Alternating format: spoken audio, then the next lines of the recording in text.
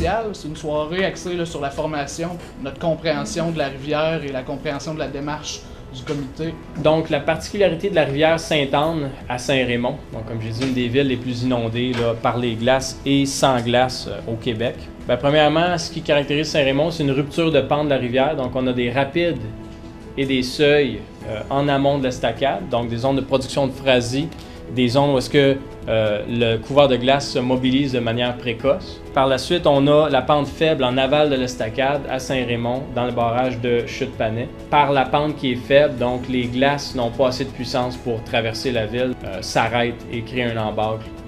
Les ponts, les courbes, les rétrécissements qu'on a dans la rivière, c'est très difficile de dire si c'est ça exactement qui cause un embâcle, mais on sait que c'est des facteurs en théorie qui n'aident pas le passage des glaces. Maintenant, le mandat de l'Université Laval, donc brièvement. L'objectif, c'est d'identifier les meilleures solutions permettant de réduire les risques en considérant le milieu naturel, humain, côté pratique, les coûts, la durabilité. Prioriser les actions en les répartissant selon 3 horizons, donc court terme, ce qu'on peut faire immédiatement pour pas que ça se reproduise l'hiver prochain, moyen terme et long terme.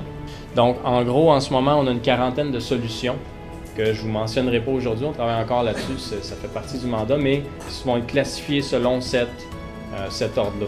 On n'a pas une solution qui va régler tous les problèmes. Ça va prendre un bouquet de solutions qui, si elles sont appliquées ensemble, vont réduire le risque.